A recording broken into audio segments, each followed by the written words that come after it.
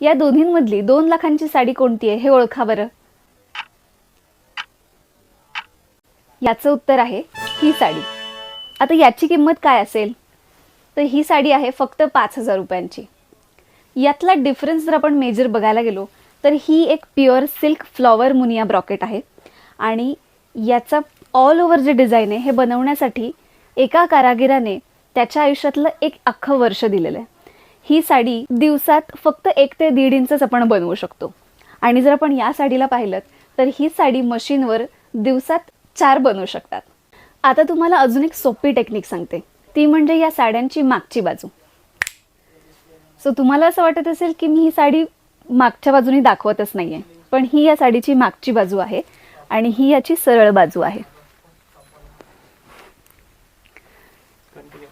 आणि ही या साडीची मागची बाजू आहे. सो तुम्हाला चोखंदळ साडी हवी आहे की सावळा गोंधळ हे तुम्हीच डिसाईड करा.